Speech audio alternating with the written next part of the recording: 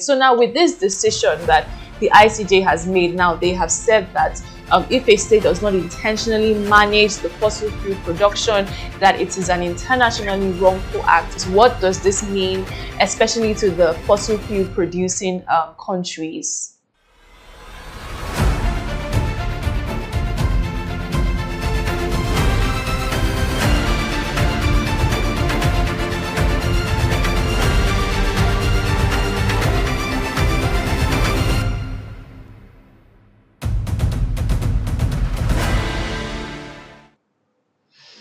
The International Court of Justice has handed down a long-awaited advisory opinion on the obligation of states to address climate change.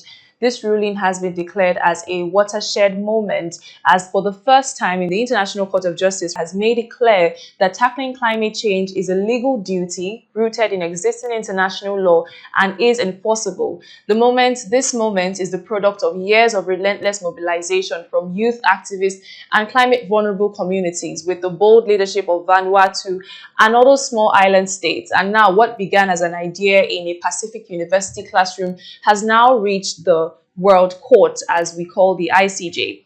Taking us through this discussion is Munir Adams, founder of Climb With Me. Hello, Munir. It's good to have you join us. How are you doing today? I'm good. Hi, great to be here. Thank you so much for joining in. So we'll get right into it. First of all, I want to know what was your first reaction. I mean, there's been a lot of reactions online when the ICJ dropped this opinion, because this is something that has been going on since 2023.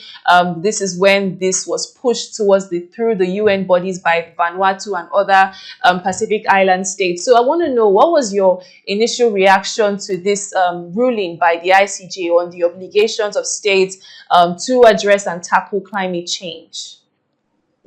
So the first response I had to that were both relief and hope. And relief because this is something that small island nations, communities, because it's one of the communities who face the negative impact of climate change are actually poor communities. So this is something they've been calling for long of time. So that is why I feel a great sense of relief. And hope because finally the highest court in the UN has said that countries now have a legal obligation, right, to act on climate change, and failing to act is no longer like they're just taking some other random decision, but then it has international implications basically. So yes, basically relief that yes, this is finally happening, and then hope Mm-hmm. that we we might begin to see some of the needed changes. We might begin to see that these will force the hand of certain governments, certain leaders to actually act. All right. So, I mean, of course, as you know, what the ICJ delivered is an advisory opinion, and that means that it's not legally binding. So, but in practical terms, considering that this is what we have here, doesn't that weaken the power? How can we say for a certain that this will be implemented, considering that it's an advisory opinion? So, does that in some way bring some form of pessimism towards the expected change that this ruling is supposed to bring? Okay, so yes, it's an advisory opinion, but then you think about the ICJ as an elder in any particular state. And when they give an opinion, it has influence for one. So the ICJ's ruling, even though, yes, not legally binding, it's an advisory opinion, the UN actually sought the ICJ's opinion to clarify if states actually had any legal obligation to act on climate change, and which they actually did clarify. So the advisory opinions have influence by basically helping lower smaller national courts because they usually align a lot of the things that is done at court as huge as the ICJ, for example. So yes, we might not be able to like really hold countries and say this is the offense, this is the what are they called now? Like so, when you break the law, there is there is a consequence. So this is the consequence by law. Mm, Even though we might not be yeah. able to hold countries, but then it helps a lot of cases that are already in local courts, in national courts. It helps courts also clarify, basically, in case for where there is that Yeah. vagueness in terms of the countries have the legal obligation. So it basically has influential strength. But yes, like you said, to an extent, the reality of it is not legally binding, and a lot of countries just cough it up and be like, well, there is nothing you guys can do to me. But then on the flip side, it would help the courts in those countries to like put pressure and say, this is what the ICJ is saying, this is where the ICJ is heading to. And it's actually also set the precedent for us to like get a legally binding ruling. Say climate change when countries fail to act and some of the actions that actually contribute to the harm of local communities, like where you have oil exploration, for example, in communities like the Niger Delta and it's like cutting down of trees in the Mm. Amazon, in Brazil, for example, then it will just help enforce that and the court can really, it will just give that clarity basically. And like, so the point is, it sets the precedent, it puts us in motion for us to get to the point where this conversation can move from just an advisory opinion to like to a legally binding. All right. And I'm still on it. Another significant decision was that the court stated that, they stated that the failure of a state to take appropriate action, especially against the climate system, or sorry, rather, appropriate actions to protect the climate system from, greenhouse gas emissions, and that they hammered most especially on fossil fuel production.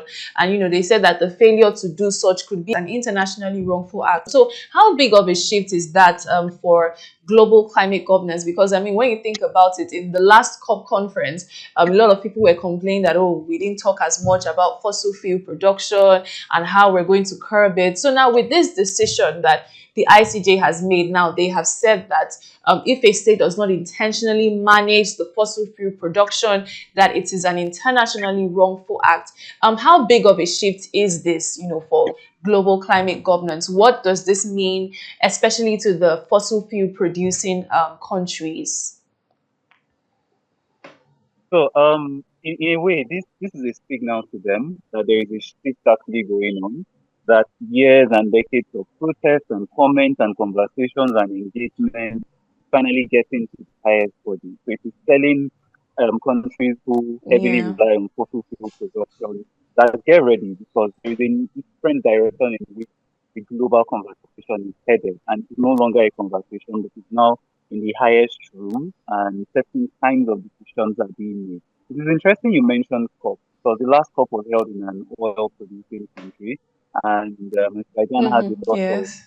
um, cases and issues with dissent, for example, like somebody speaking out against leadership with journalists. So they had a lot of these human rights abuses and issues, Yes. right? And we had a, a ton of the people who attended last COP were actually lobbyists, like oil company lobbyists. So you'd imagine, you mentioned it that there wasn't much conversation around transitioning from fossil fuels, right? Because it was intentional. It tried to get it to an oil producing country. So, and any country COP basically is the head of COP for that particular year.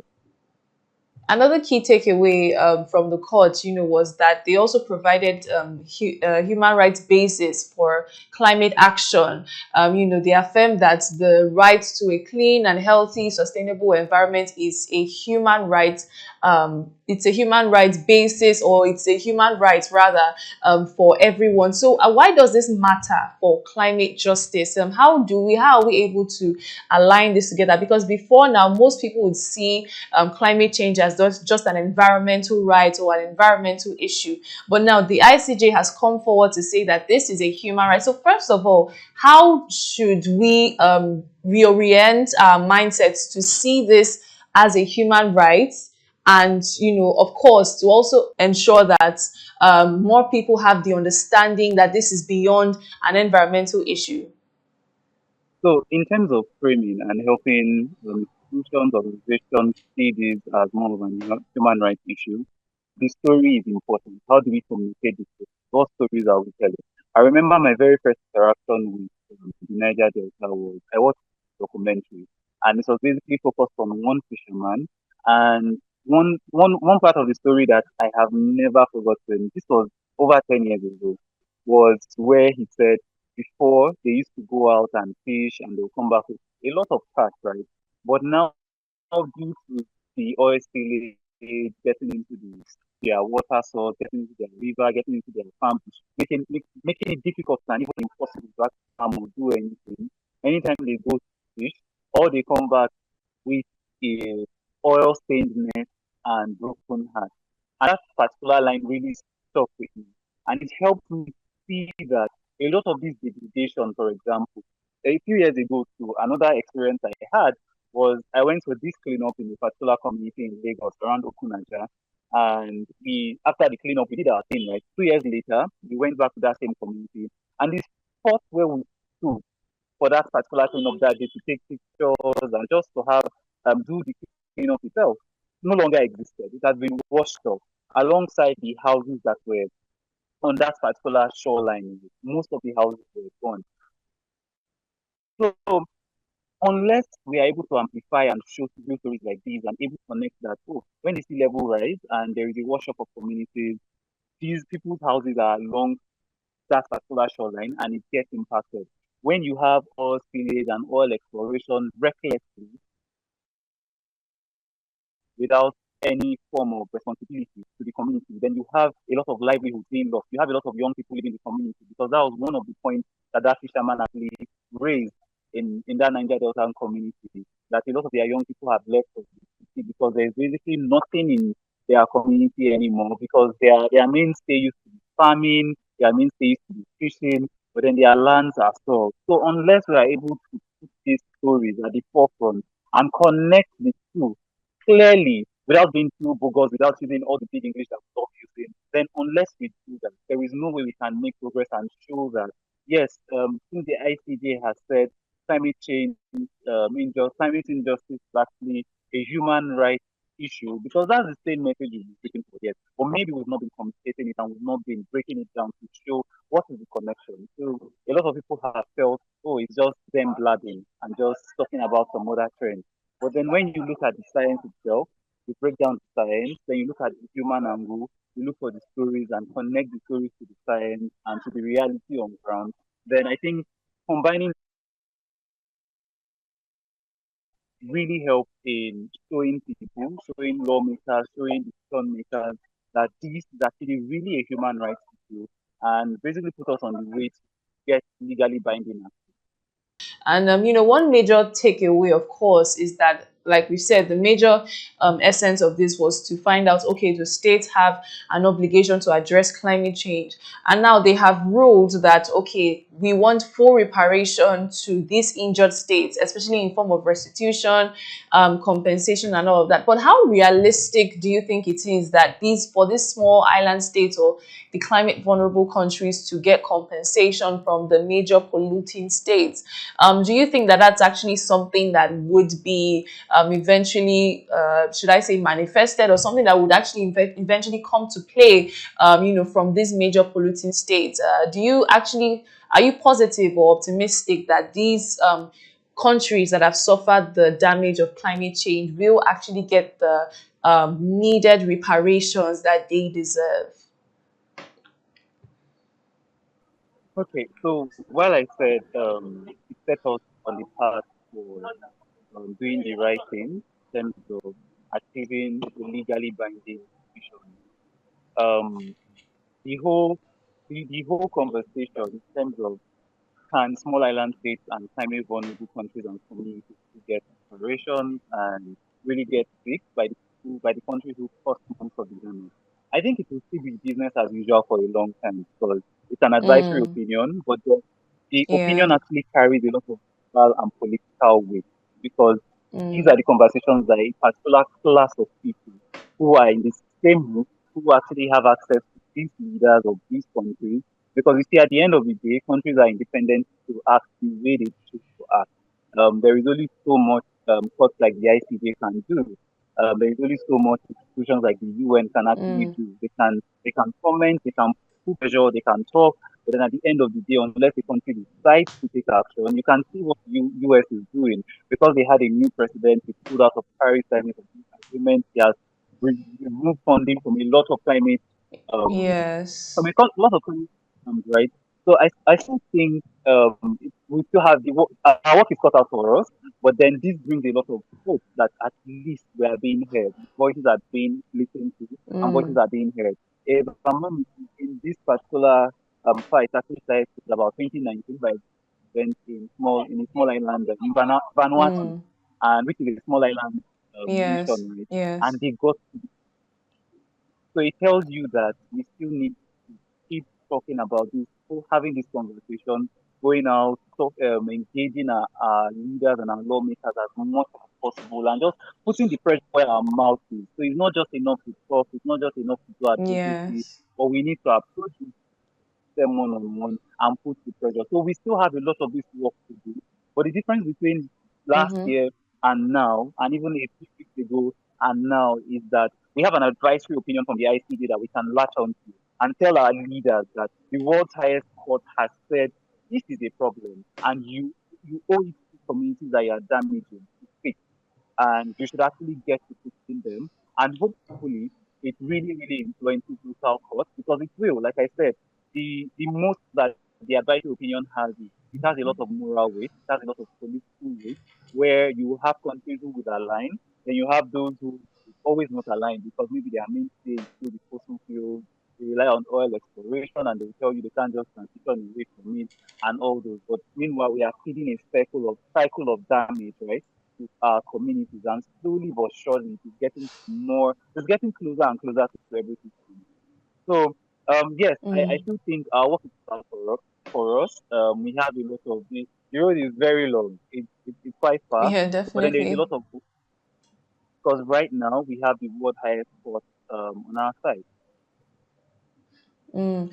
All right. So finally, before we wrap up the program, how should this? Of course, like you said, we have a long way to go.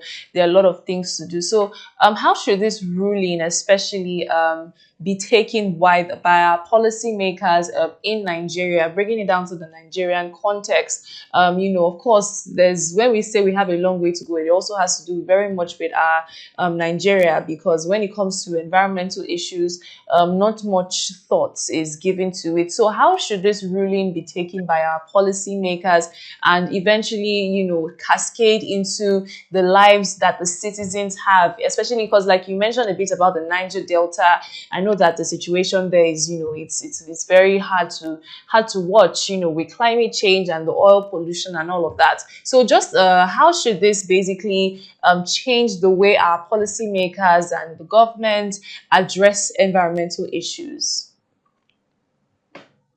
Okay, I think this really goes back to the human angle of climate change. So it is not just the Nigeria Delta that is experiencing like devastating impact of climate change. Right? We also Mm-hmm. have in modern communities, we used to have, well, I use youth carefully here because there is a lake in the northeast, which is Lake Chad, and it used to be about 26,000 square meters big. Like that was how big it was. As of today, it's less than 1,500. And that lake used to Hmm. serve a lot of Wow. head. And don't worry, I'm heading to where our policymakers come in. That lake used to serve a lot of headers. They used to take their cattle to drink, to eat. And there was a lot of trading activities because the lake borders about four countries. That's Nigeria, Chad, and Cameroon. Right? So it used to be a source of trade for the communities that were around the lake amongst all four countries. But then what happened when the lake shrunk? So imagine you have $26,000 for a food and you wake up suddenly. Maybe not suddenly, but then they you wake up through the day, 1,000 was just being debited, and suddenly you have less than $1,500 in that account. That project cannot hold. You already understand that it disrupts a lot of things in your life. So similarly for that lake, from being 26,000 square meters deep to 1,500, it meant that the trading activities that used to happen among all four countries, nothing happened again. The headers had to start moving more down south, where there is a lot of greenery, and this, what that signaled was the shrinking of the lake signaled that there's a lot of desertification happening. A lot of lands are drying up in northern Nigeria. And these headers came into in process of moving. Some of them got into certain farms. They destroyed some of these farms, and where farmers retaliate and say no, this can't happen, we started getting farmer header clashes, and today that has blown into full-scale terrorism. But then you can see, and I'm Hmm. not saying the entirety of the farmer header clashes caused by this, but the majority of the problem is caused by the fact that herders do not have ranching pads. They don't have where to actually feed their Mm. cattle and all that. And then some people actually took advantage of the fact that there is a certain small clash that was happening between both parties, and it just blew. You know how things just trickle down into something big. You wonder how did we even get Yeah. here? But then history, we forget about it. So there is that clear line. So if our lawmakers are able to see that for us to stop having certain security issues, for us to avoid having to dedicate so much money, so much funding, so much resources and addressing some of these things, we need to make laws that are climate friendly and that prioritize the environment and prioritize the well-being of our climate and solve some of these issues, right? So again, it all falls back to what is our understanding and what connections are we making from the climate crisis to what concerns like the average Nigerian from food, for example. So you already know that this affects our food security. For example, we are losing farmland. So where people say, saying a climate change we want to, well, of course, climate change is making is making us food insecure. For example, right? It's making us lose Yeah. a lot of produce Mm. that we in, right? And that food that you're saying, climate change one to actually it is preventing that food that you need to chop from getting to you, or it is making it more expensive for you by the time it gets to you. So Mm-hmm. our lawmakers have to come to that awareness. When you say cascading conversations into real policies on ground and implementing policies, they need to see it as a dire situation that requires dire actions Yeah. from them and that requires serious policy and implementation from them. I hope that answers the question. Definitely. Thank you so much, Muni Adams, for joining in on this conversation. It's been a very lovely one and a very enlightening one as well. I think one important thing is that the ruling reminds us that climate change, like we've already alluded to, is not an environmental challenge, but it's a human rights issue. And of course, that involves the rights to a clean, a healthy, and sustainable environment, because that's the foundation that every other right will depend on. That's a wrap on today's episode of On Rights, Crime and Justice. Many thanks for watching. I'm Tony Ogubanjo. It's bye for now.